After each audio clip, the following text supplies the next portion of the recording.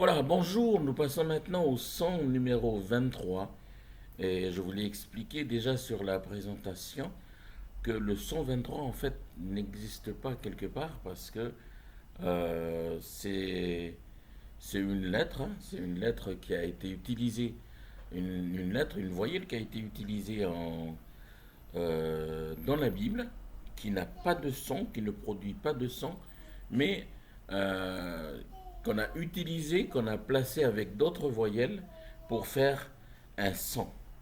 OK? Et ce son-là, c'est le son gneu. Le son gneu. Donc, si vous entendez bien, c'est un son consonne, hein. Donc, j'aurais pu mettre ce son avec les sons consonnes que je vais relever. Mais j'ai préféré euh, créer quand même ce phonème-là, donc ce signe, et je l'ai mis un peu comme en mathématiques ensemble vide pour vous expliquer qu'il y a une voyelle qu'on a utilisée dans la Bible, mais qui n'a pas de son, mais les missionnaires avec les gens d'Ouvia qui ont écrit la Bible, ont trouvé cette astuce de mettre cette voyelle-là avec d'autres lettres pour produire un son. Et ce son-là, c'est le gne que nous trouvons dans le premier mot, dans le mot gnei.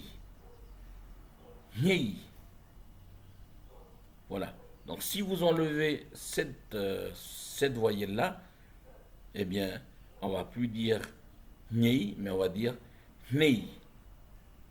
Ensuite, nous avons le mot ni. Si vous enlevez cette lettre, eh bien, on ne dira plus ni, mais ni. Ensuite, vous avez le mot anik. Si vous enlevez le mot, cette voyelle-là, ben, on ne dira plus anik, mais anik. Ensuite, vous avez le mot igna. Si vous enlevez cette voyelle-là, eh bien, on va dire ina.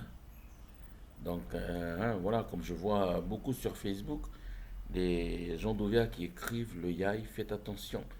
Lorsque vous n'avez pas cette voyelle dans le mot, eh bien, vous ne pouvez pas faire le son mieux. Ok? Donc, pour le mot suivant, anin.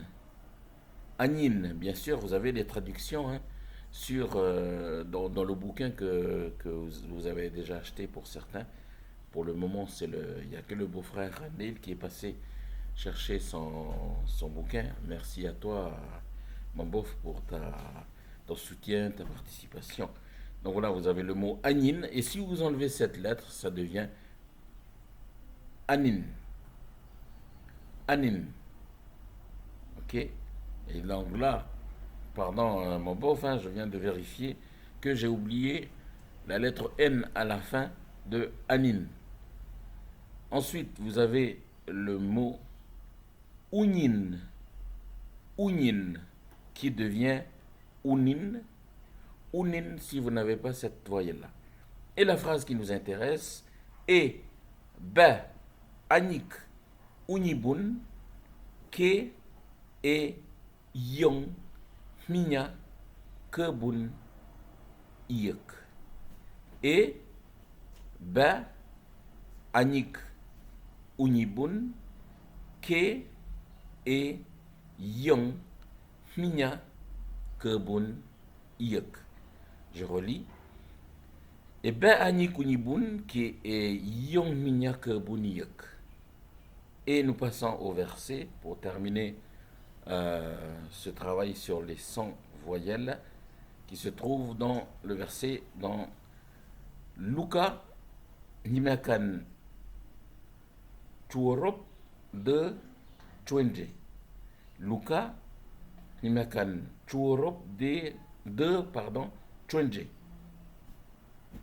Et la parole dit ceci que haba kong ame ha kou ka habe ou at ae monu aje me he ka hom, hanom, ni, lich, an, ke, hobi, ke, ya, bi, ta, je, uni, ou, je, pena pena.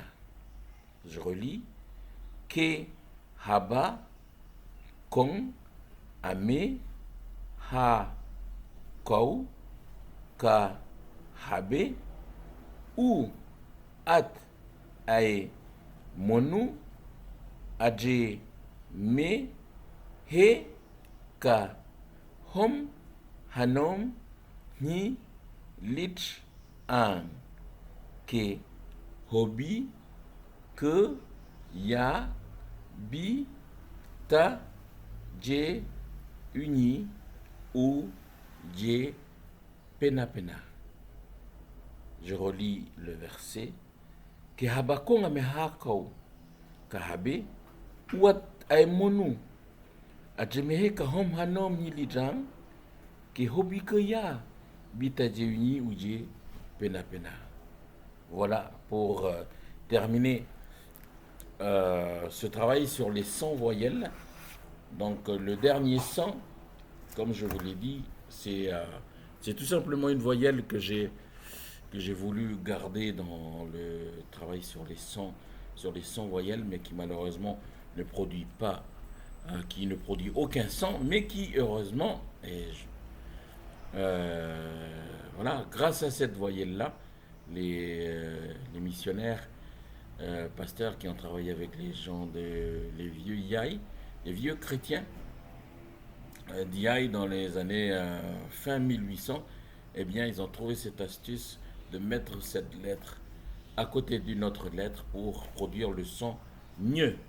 Voilà, bon courage pour le travail, Dieu vous bénisse. Olé.